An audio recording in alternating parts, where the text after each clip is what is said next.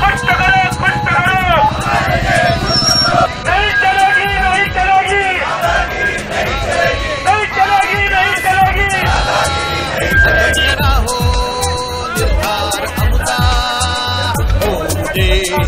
गर्जना नवचेतना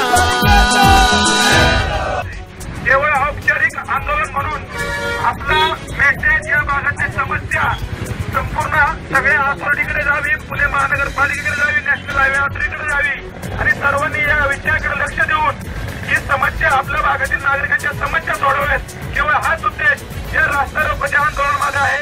स्थानिक नगरसेवकांनी हे काम थांबवल्यामुळेच गेल्या 2-3 महिन्यापासून केवळ पावणेर बालेवाडी येथील अंडरपासचं काम पेंडिंग राहिलेलं आहे. संघर्ष हा जनसामान्यांचा, संघर्ष हा आपल्या हक्कांचा, संघर्ष हा जनसामान्यांचा, संघर्ष हा आपल्या हक्कांचा.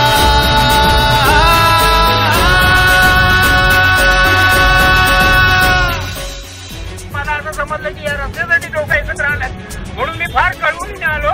नागरिकांना इथे सर्व्हिस रोड नाहीये, पण पाण्याला जायला आम्हाला एकही रस्ता नाहीये. आमच्या बिल्डिंग मध्ये खूप लहान लहान मुलं आहेत, खूप म्हातारी माणसं आहेत. एखाद्या वेळेला दवाखान्यात न्यायचं तर झालं त्यांना तर दवाखान्यात नेऊ शकत नाही अशी कंडिशन आहे. विचार करावा लागतो.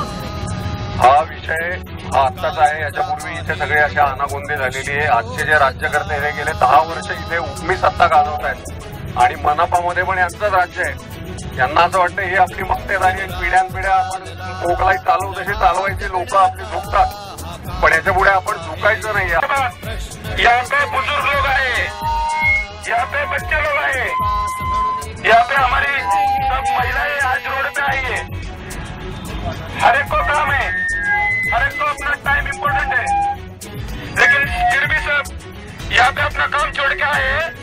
आज का दिन हमारा वेस्ट नहीं जाना चाहिए. कल के कल यहाँ पे हमें कुछ न कुछ प्रोग्रेस दिखनी ही चाहिए.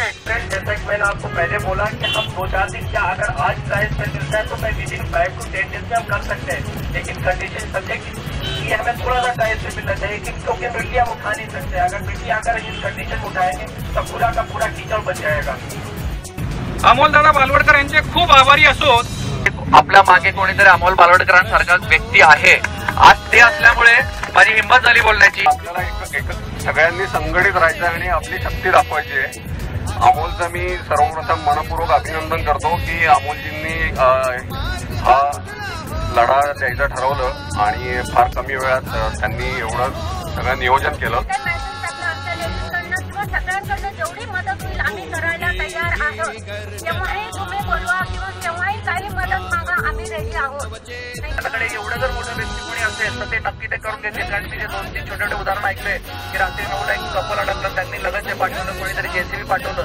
तर आपण जे उपाय देऊ ते बालवडकर साहेब करून घेतील हा एक विश्वास वाटतोय. नागरी सुविधा आमचा हक्क. मूलभूत नागरी सुविधांसाठी, पाणेर बालेवाडीच्या विकासासाठी चला सामील होऊया संघर्ष यात्रेमध्ये.